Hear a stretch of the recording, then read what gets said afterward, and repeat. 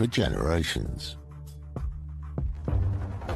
So we're off to see William Dawes, and they've got this big pad up here, and basically it has come from shipping money.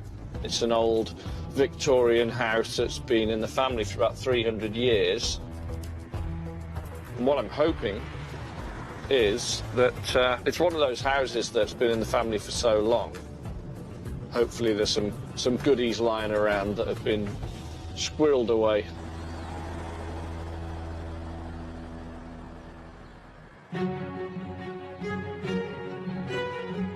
The estate of Mount Ephraim is 3 miles east of Faversham and has been looked after by the Dawes family since the 17th century.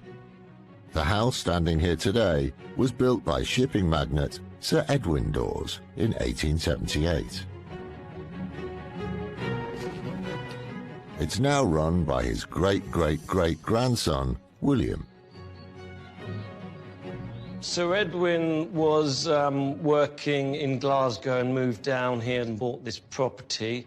He set out on his own and formed the New Zealand Shipping Company, and that did obviously rather well, hence the massive house he built. We are obviously very proud of the heritage and history of the family. It's very nice to have that history. Drew's looking to salvage some of the estate's historical treasures. My mum's a massive hoarder, so we have a basement full of stuff.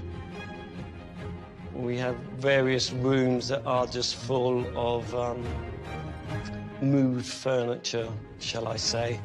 It's funny how the roads bring you to the back of the house, isn't it? Well, all that they wouldn't want, you know, people trolling up to the back of the house with half a slide of bacon and all the firewood. The front is where you bring your mates. The back is where, to be honest with you, where we'd end up. Yeah.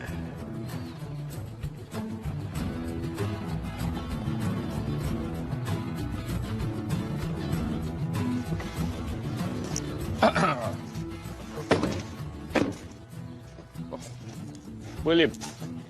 True. Nice to meet you. How you doing? Nice to meet you. How are you doing? Yeah, very well. Come this way. Yeah. So, blimey, look at that. Yeah. Wow. The brides love the staircase coming down. Amazing. That's all cast iron, isn't it? What's unusual is this original finish. So they painted the cast iron to look like wood. Yeah, well, I always thought it was wood. Did you? Yeah. My gran lived well into her 90s, certainly into her 80s. Her party trick was to slide down the banisters, which is was quite memorable. The design of the interior of the house it's a real melting pot of different styles. Come in and you've got huge cast iron Rococo swirls, and you've got neoclassical columns with sort of Georgian pierced plaster and painted decoration. You find this quite often in English houses where they basically nicked lots of different styles because it showed you have travelled, you'd been around the world, you understood all these different styles. It's very glamorous, that's for sure. As Drew knows only too well, with any English country estate, the best antiques are likely to be found in the property's attics, cellars and dumping rooms. This is one of our rooms full of old junk. I love it when people say it's junk and you think this. What I love deeply about coming to these houses is they have their so-called junk rooms. Now, I wish everybody had a junk room like this. They're just great. You go in, you think, look at this, how lucky am I? This is my job, to wander around people's houses and sift through their old stuff. Don't know about you, but I just love it. It just never, ever gets boring. What about that table? It's a chinoiserie card table again. Side table. Hopefully it's got a drawer on one side. Yes, it does. It's a nice little side table. So it's a 19th century Chinese export or Japanese export side table. little bit thick on the leg. Seems a lot of water damage to the top. Oh, and the caster's just fallen off now. Have you just bought it? I don't... Offer accepted. Yeah. Chinoiserie refers to the European version of Eastern decoration or design, which became popular in the 18th century. This slightly later example from the 1800s has suffered some water damage, but still has the original paintwork and drawers. It could be worth around £500. 2 drawers to the front, little small writing desk set against a wall. Charming, but in quite ropey condition. Not great. Without that top on there, sort of £450. As it stands, £250 because of the damage. I think it's just sitting in this room gathering dust, so I'm happy with that. Deal. Fantastic. Thank you. Antique, really like. Next, Drew wants to check out the basement, where items from the house have been collecting for over 100 years. Heading down into the dungeon, as I call it. Oh, and there's a dog down here. Oh, hello. Oh, look at all this wine. Ooh. Lovely. We've never seen it unopened for so long. No, we've never seen full ones, have we? Some pretty old stuff in here, I'd hazard a guess. Yeah. Look at this. Look at that for a beast of a thing. Completely unsaleable at the moment. Drew is looking to buy items with history and provenance, and William has something he thinks could be in with a shot. Other thing I know of down here is some old ornamental cannons. Ah, little ones. Yeah. Little cannons. 4, 5 foot. Are they on bases? Yeah, I think wooden bases. Yep, let's have a look. Oh, yeah. So they used to sit outside the tea room until they were stolen one time. We obviously got them back, but after that they've come down here and stayed here. Oh, great. You got a pair of them? Definitely 2. There might be 3. Really? Yeah. You just made my day. There's one there. Yeah, another one there. Here's a third one. So you've got 1 pair of these. Yeah. And then 1 odd one. Yeah. Blimey.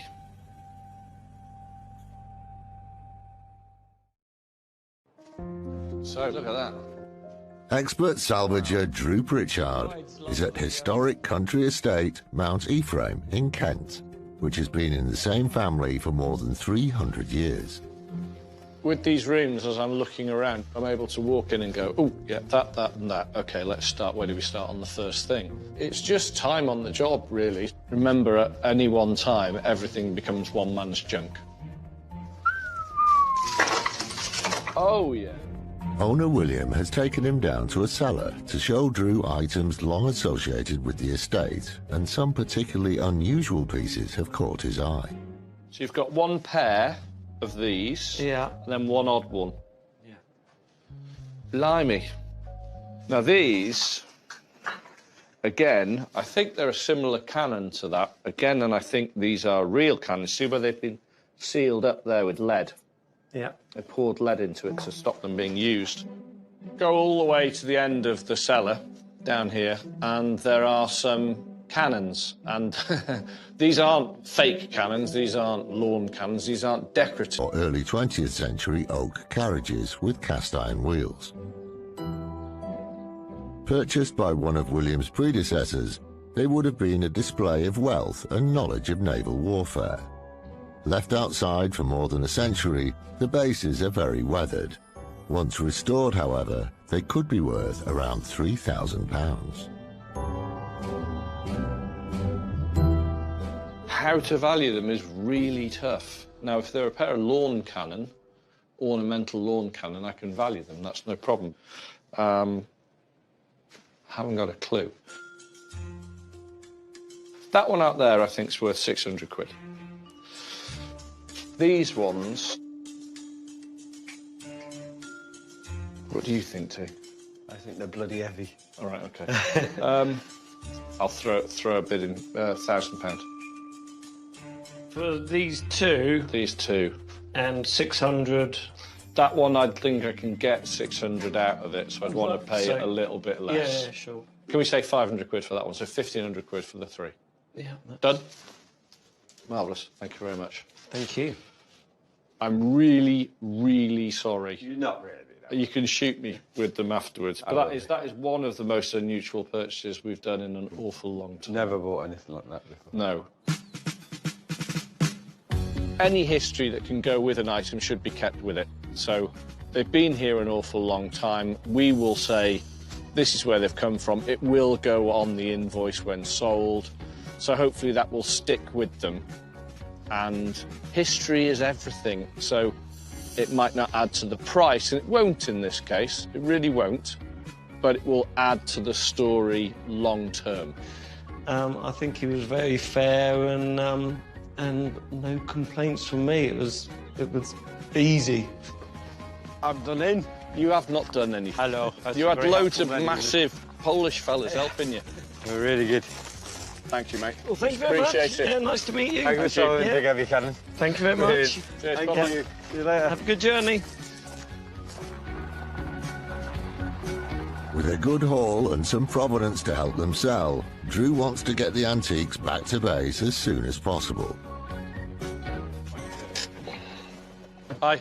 Hi. What is We got this? cannons. Cannons. Real cannons. What's lovely about the cannons is that they came from a house that was built from the money made by shipping. So the history and the provenance just all tie up together so nicely. So basically you poured the gunpowder in there Yeah. and there was a wick. Yeah, roll the ball down the other end, pack it in, wallop. The cannons are sent straight to Gav for some much-needed restoration. Time for the operation. They can't go on the website until the oak bases have been treated. All the wood is not rotten, but it's quite old and it's decayed in places and it's all wobbly and the bolts are not doing what they're meant to do, so we're going to put some hardener on them. Gav starts by treating the bases with wood hardener.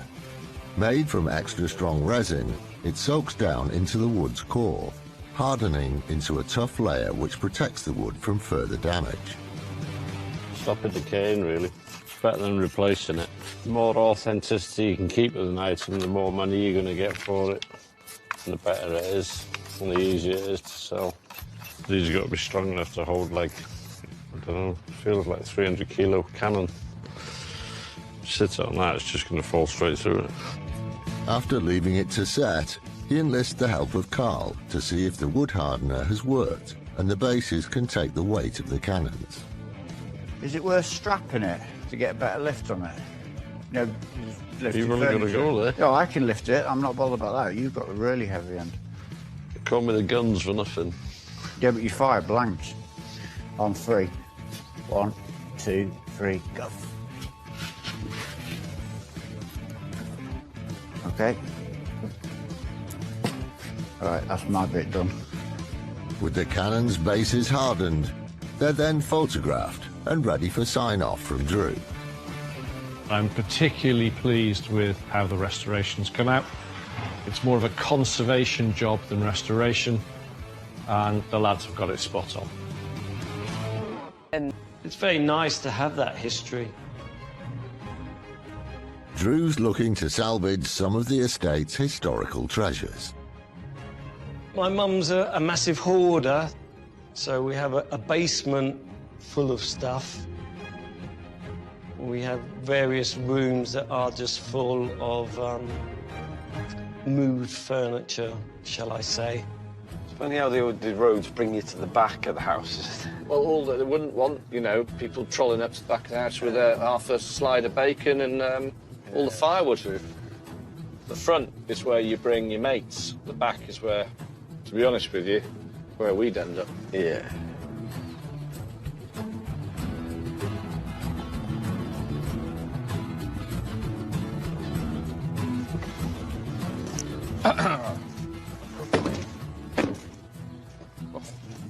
William, True. Nice to meet you. How you Nice doing? to meet you. How are you doing? Yeah, very well. You. Come this way. Yeah.